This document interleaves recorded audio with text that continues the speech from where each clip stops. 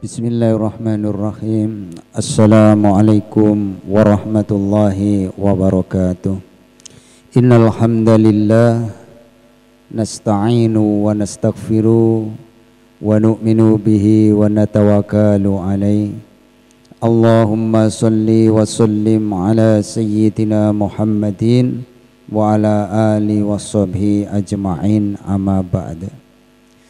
Jamaah yang dirahmati Allah Subhanahu wa Ta'ala, marilah senantiasa kita tingkatkan takwa kita kepada Allah Subhanahu wa Ta'ala dengan menjalankan perintah Allah dan menjauhi apa yang dilarang oleh Allah Subhanahu wa Ta'ala.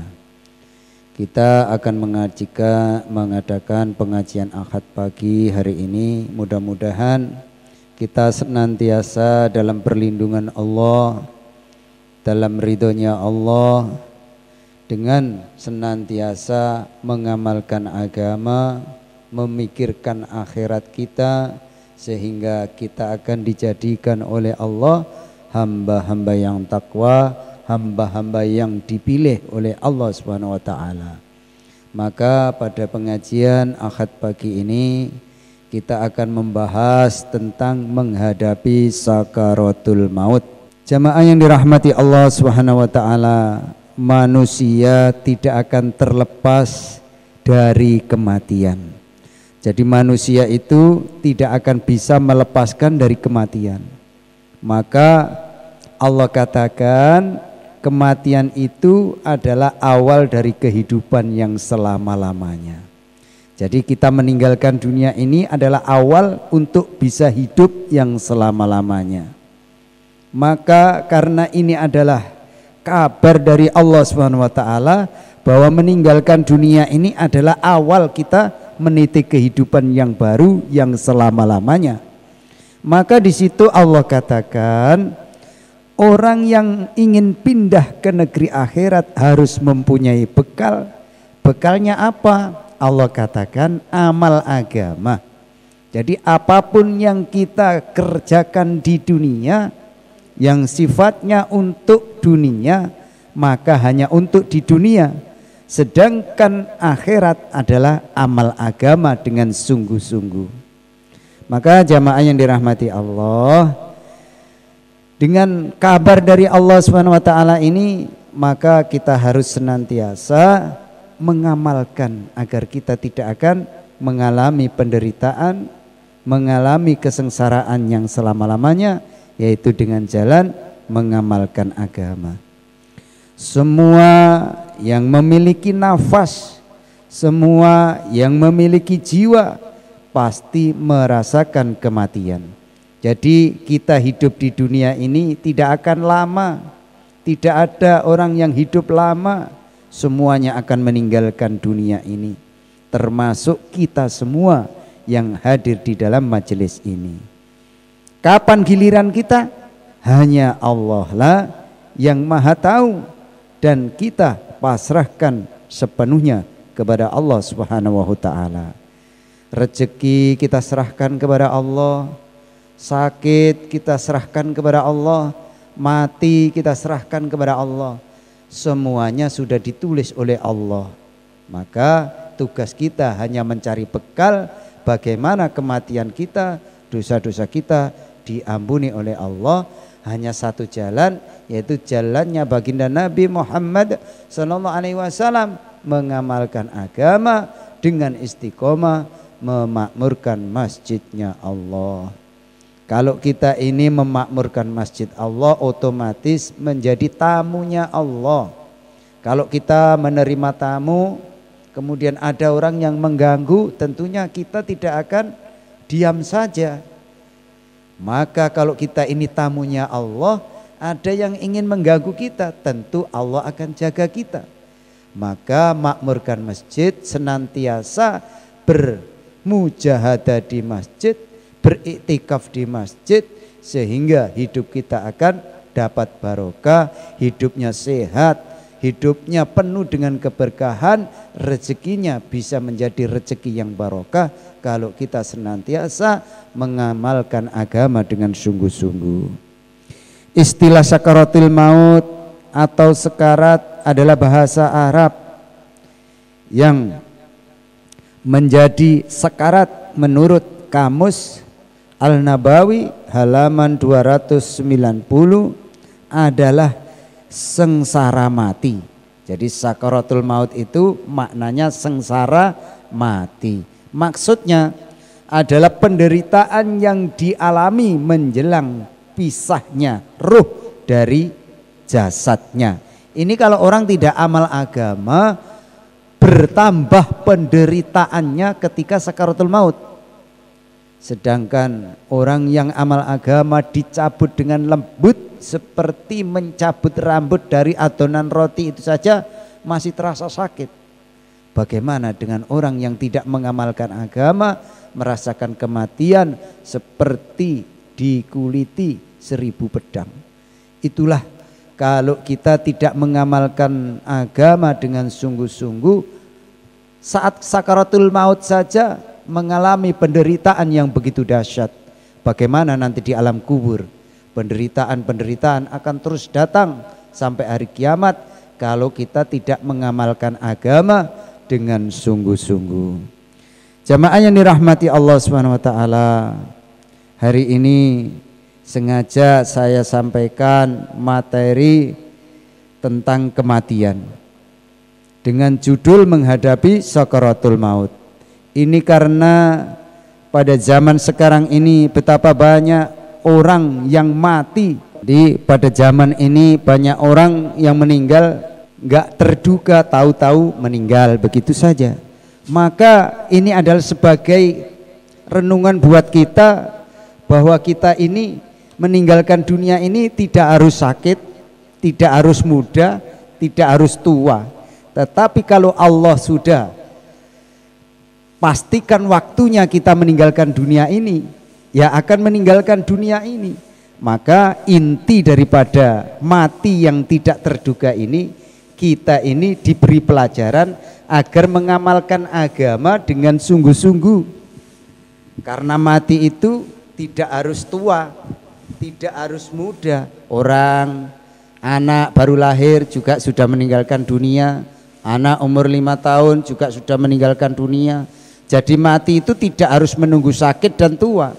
Ketika Allah sudah menghendaki, ya itulah takdir kita. Maka Allah katakan, hambaku kalian terus meneruslah yakin dan beribadah kepadaku, sehingga akan menjadi orang-orang yang akan menjadi kekasihku, menjadi orang-orang yang dalam ridhoku. Itulah hadirin yang dimuliakan Allah Subhanahu wa taala, pelajaran yang harus kita ambil. Teman kita yang kemarin masih bisa ngobrol sama kita, tahu-tahu meninggalkan dunia ini. Semuanya akan berpisah dari dunia ini. Maka di dalam kehidupan dunia yang singkat, dalam kehidupan yang tidak lama ini, senantiasa kita merenung, oh ternyata hidup di dunia ini tidak lama. Karena tidak lama, maka kita harus mengamalkan agama dengan sungguh-sungguh. Ada beberapa alasan yang dapat kita simpulkan mengapa pada pagi hari ini kita mengangkat dengan judul sakaratul maut. Yang pertama, hidup dan mati adalah ujian bagi manusia. Jadi hidup mati itu ujian. Allah sedang menguji siapa di antara mereka yang paling bagus amalnya selama di dunia. Jadi Allah mematikan kita ini adalah ujian. Siapa yang bagus amalnya, siapa yang tidak bagus amalnya. Nanti ketika sampai di akhirat baru menyesal. Ternyata semua yang disampaikan Allah lewat para malaikat, lewat nabinya, lewat ulama, lewat para kiai, semuanya benar. Kalau ini baru kita ketahui, baru menyesal, maka semua ini tiada gunanya. Mumpung setiap tetesan air mata kita dihargai oleh Allah, mumpung ibadah kita masih dinilai oleh Allah, mari kita gunakan umur kita ini untuk ibadah kepada Allah Subhanahu ta'ala.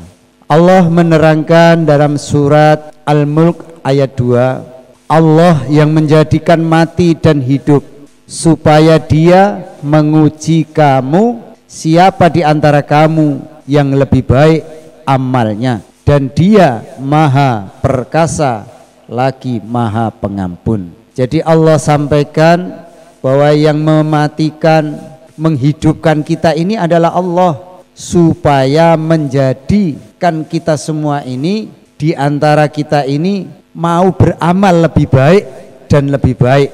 Supaya apa? Supaya kita dapat ampunan Allah Subhanahu wa ta'ala. Itulah Quran surat Al-Mulk ayat 2. Yang kedua, kita ini lari dari kematian pun percuma, karena kematian tetap mengejar kita. Sebagaimana Allah sampaikan dalam Quran surat Al-Jum'ah ayat 8. Katakanlah sesungguhnya kematian yang kamu lari daripadanya, maka sesungguhnya kematian itu akan menemui kamu. Kemudian kamu akan dikembalikan kepada Allah, Zat yang mengetahui yang gaib dan yang nyata. Lalu dia beritakan kepadamu apa yang telah kami kerjakan. Jadi berita ini dikabarkan kepada kita semuanya, sesungguhnya kematian itu tidak bisa kita hindari, pasti akan kita alami.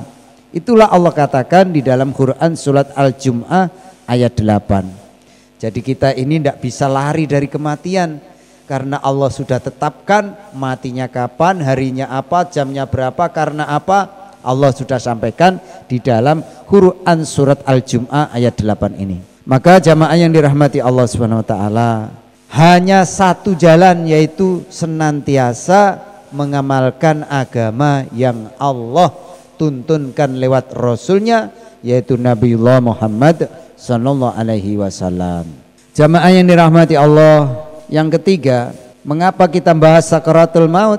Kita tidak bisa bersembunyi dari kematian dimanapun kita berada. Al-Quran surat An-Nisa 78 mengatakan, jadi Allah mengatakan di dalam surat An-Nisa ayat 78, di mana saja kamu berada, kematian akan mendapatkan kamu, kendati pun kamu di dalam benteng yang tinggi lagi kokoh. Jadi walaupun kita bersembunyi di benteng yang paling kokoh, bila kematian, bila ajal itu sudah tiba, pasti akan kita alami.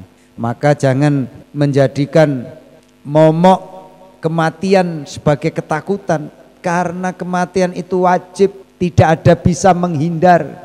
Maka jalan satu-satunya hanya mengamalkan agama dengan sungguh-sungguh, sehingga kita siap menghadapi kematian itu dimanapun berada, dalam keadaan apapun, kita tetap siap, karena sudah mengikuti anjuran Allah dan Rasulnya, yaitu mencari bekal sebelum kita mati, yaitu amal agama dengan sungguh-sungguh.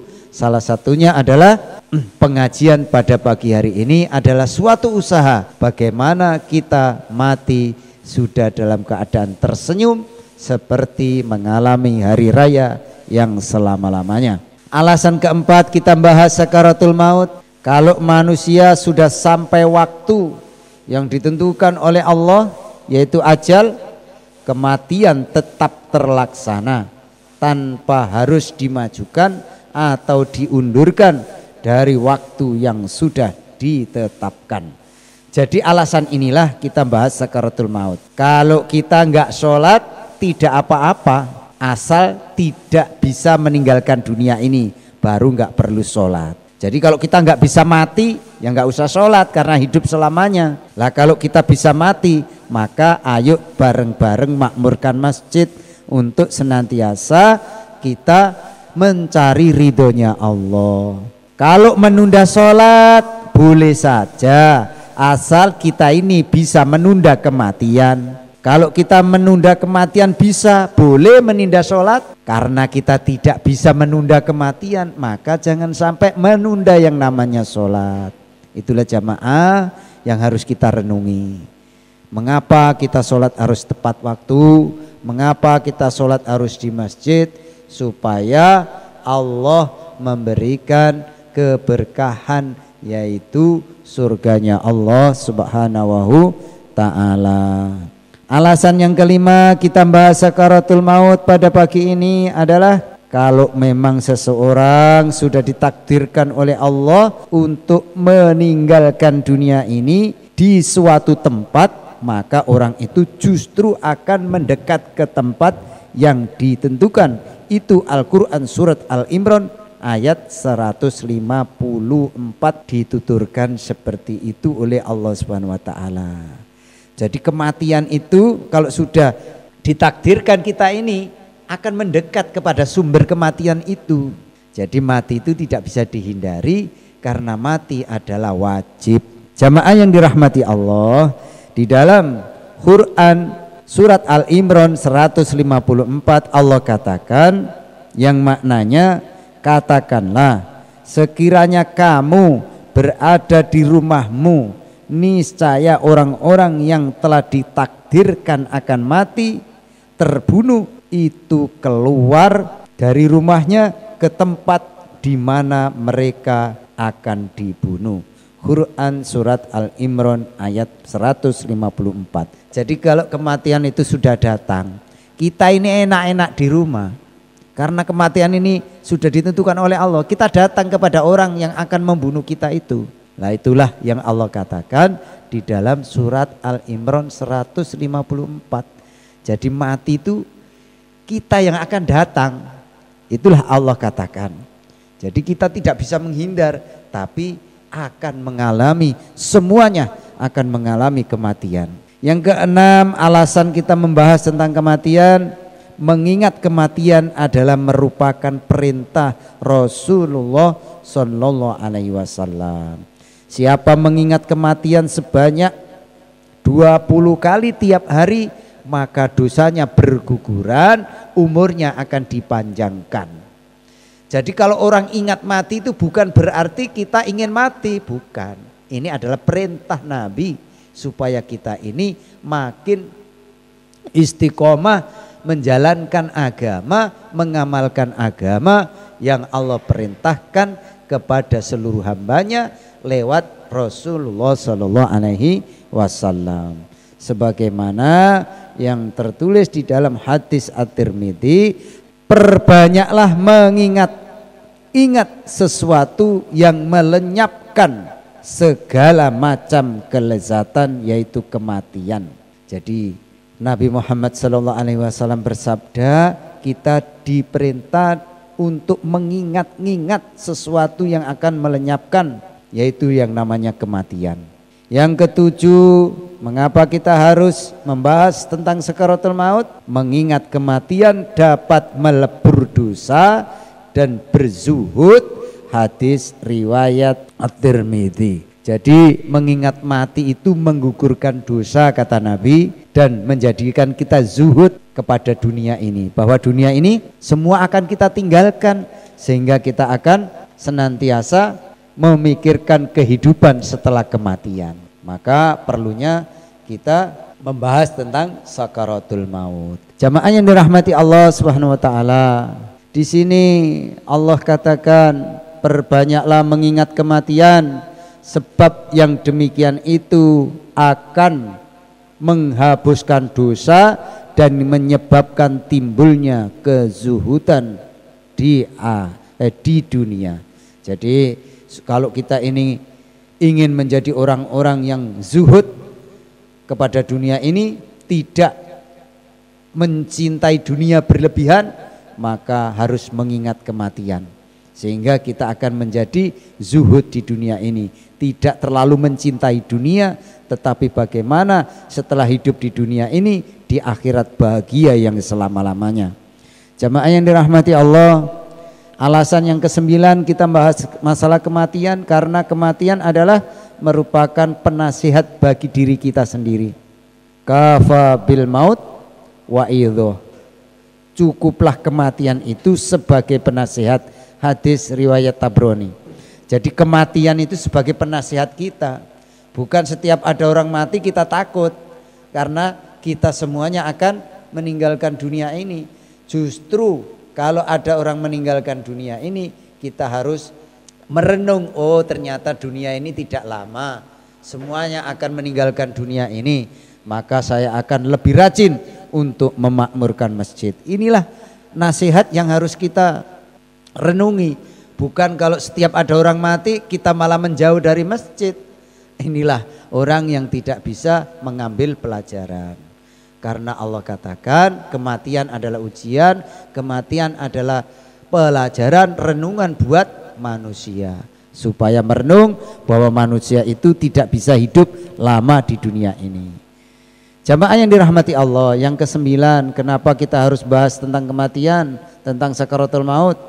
Mengingat kematian bagi Rasul adalah merupakan indikasi orang cerdik. Jadi orang mengingat mati adalah orang yang cerdas, kata Nabi. Jadi orang yang tidak ingat mati adalah orang yang tidak cerdas. Sebuah hadis riwayat Ibnu Majah, Rasulullah mengatakan, secerdik-cerdiknya manusia adalah yang terbanyak ingat mati, ingat pada kematian, serta yang terbanyak mempersiapkannya untuk menghadapi kematian itu. Jadi Nabi mengatakan orang yang cerdik adalah orang yang selalu mengingat mati.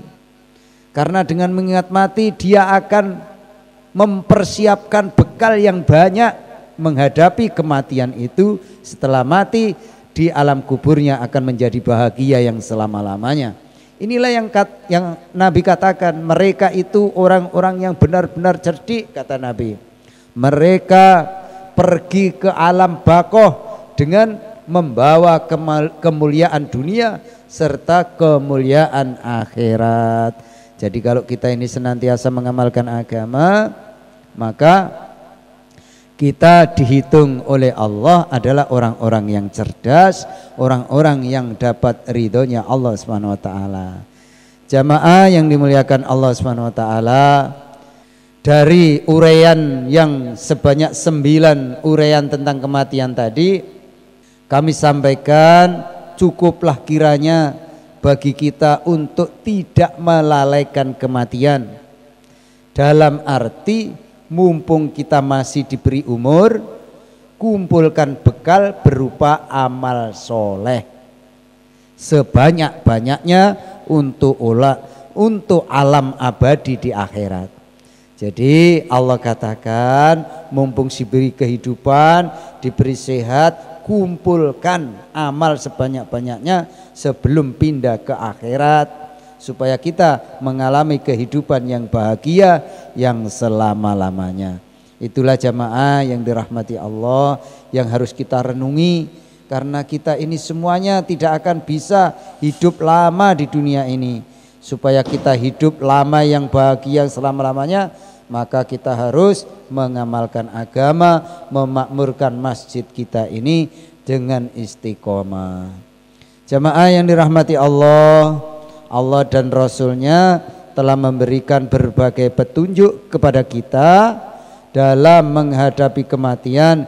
Di antaranya Al-Quran surat Al-Imran ayat 102, Al-Qasas ayat 77, hadis riwayat Ibnu Hathir, Al-Baihaqi, Ibnu Hibban, hadis riwayat Tabrani dan lain-lain. Intinya antara lain, takwalah dengan sebenar-benarnya dan tetap konsisten dengan Islam. Ibadah lebih tekun, akidah semakin kuat, pergaulan dan akhlak kita semakin bagus. Kita mati dalam keadaan Islam. Itulah yang harus kita renungkan. Jadi takwa itu harus kita pegang sampai akhir hayat. Jaga keseimbangan antara kepentingan dunia dan kepentingan ukhrawi. Jadi kita harus menjaga antara kepentingan dunia dan kepentingan akhirat, harus seimbang. Jangan sampai terlalu cinta dunia, lupa akan negeri akhirat. Yang ketiga, berbuat baik kepada orang lain sebagaimana Allah telah berbuat baik kepada kita, dan jangan berbuat kerusakan di muka bumi ini. Yang keempat, kita harus memperbanyak sedekah karena sodako dapat menangkal siksa kubur dan menjadi payung di hari kiamat. Maka banyak-banyaklah sodako, tiap hari 1.000 rupiah saja masukkan ke kotak infak masjid, akan menjadi payung kita di alam kubur. Jadi kalau kita ini, Allah nggak minta banyak, 1.000 rupiah itu kalau istiqomah menjadi payung kita di alam kubur kita. Coba bayangkan, ini Allah yang katakan.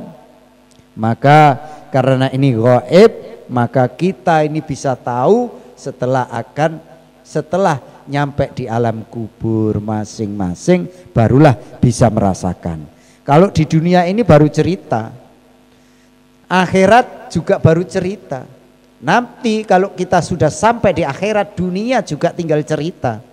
Oh, ternyata dulu saya mimpi jadi orang kaya, mimpi jadi orang miskin. Tapi kalau kita amal agama, ternyata kita akan dijadikan raja-raja di surganya Allah Subhanahu wa ta'ala, bahagia yang selama-lamanya. Itulah balasan bila kita mengamalkan agama. Jamaah yang dirahmati Allah. Kemudian yang keenam, memperbanyak bacaan kalimat la ilaha illallah. Jadi kalau ada kalimat la ilaha illallah, kita harus duduk di situ. Malah jangan meninggalkan, karena ini adalah kalimat tauhid yang harus kita lantunkan, yang kita harus hormati. Ketika ada zikir la ilaha illallah, kita duduk di situ. Maka inilah orang-orang yang akan dapat ridhonya Allah. Karena orang yang akhir ucapannya kalimat la ilaha illallah, jaminannya masuk surganya Allah Subhanahu ta'ala. Maka perbanyak membaca kalimat la ilaha illallah. Yang ketujuh, kesimpulan yang harus kita renungi, upayakan sebelum kita mengakhiri hidup, sebelum kita meninggalkan dunia ini, agar memiliki sodakoh jariyah. Anak kita menjadi anak soleh dan mau menularkan ajaran Islam sesuai kemampuan kita masing-masing. Jadi kalau kita mempunyai anak yang soleh, ini adalah termasuk jariyah kita, sehingga amalan anak kita ini terus mengalir ke diri kita. Kalau anak kita ini senantiasa mengamalkan agama. Mari kita kumpulkan bekal akhirat sebanyak mungkin sebelum sakaratul maut menjemput kita. Kita tak perlu takut kematian, karena kematian tetap akan datang. Namun ada satu hadis yang menggembirakan yang disampaikan oleh Rasulullah Sallallahu Alaihi Wasallam. Barang siapa yang senang bertemu dengan Allah, maka Allah senang bertemu dengannya. Jadi kalau kita ini senang bertemu dengan Allah, maka Allah senang dengan kita. Maknanya kita ke masjid untuk sholat berjamaah, ini adalah bertemu dengan Allah, maka Allah akan senang dengan kita. Dan barang siapa benci bertemu dengan Allah, maka Allah benci kepada orang yang tidak mendekat dengannya. Jadi orang yang tidak senantiasa sholat di masjid adalah benci kepada Allah. Inilah dikatakan Rasul dalam hadis riwayat Muslim. Sedangkan kematian adalah datang sebelum bertemu dengan Allah. Inilah yang Rasul katakan, diriwayatkan dari Imam Muslim. Jadi kalau kita ini ingin dicintai oleh Allah, maka kalau Allah panggil untuk sholat berjamaah, mari kita datang. Bukan malah sibuk dunia dan dunia. Maka kita ini termasuk digolongkan orang-orang yang tidak mencintai Allah. Maka orang semacam ini tidak dicintai oleh Allah. Itulah yang Rasulullah katakan, hadis riwayat Muslim. Jamaah yang dirahmati Allah, untuk itu menghadapi kematian dengan rasa ridho karena akan bertemu dengan Allah. Semoga bermanfaat dan mati kita mati dalam keadaan husnul khotimah. Allahumma Amin. Jamaah, itulah yang bisa kita sampaikan pada pengajian Ahad pagi ini. Mudah-mudahan Allah senantiasa memberikan keberkahan kepada kehidupan kita, anak cucu kita dibimbing oleh Allah Subhanahu wa taala menjadi anak yang soleh, yang bisa menjadi jariah kita ketika kita meninggalkan dunia ini. Amalan anak-anak kita terus mengalir walaupun ribuan tahun kita meninggalkan dunia ini, tetaplah pahala itu mengalir ke diri kita, karena itu adalah jerih payah kita, jariah kita saat hidup di dunia, mendidik anak kita dengan ilmu agama. Itulah jamaah, kalau kita tidak bisa mendidik sendiri maka titipkan di pondok pesantren, di dinia, di TPA, sehingga kita akan mendapatkan balasan dari Allah Subhanahu wa taala sebagai jariah usaha kita ketika kita hidup di dunia, menjadikan anak-anak kita faham agama sehingga bisa mengamalkan agama dengan baik dan istiqomah. Mudah-mudahan Allah bimbing kita, Allah ridhoi kita semua untuk senantiasa menggunakan umur, menggunakan sehat, menggunakan harta untuk perjuangan agama. Allahumma amin. Demikian, kurang lebihnya mohon maaf. Wabillahi taufiq wal hidayah. Wassalamualaikum warahmatullahi wabarakatuh.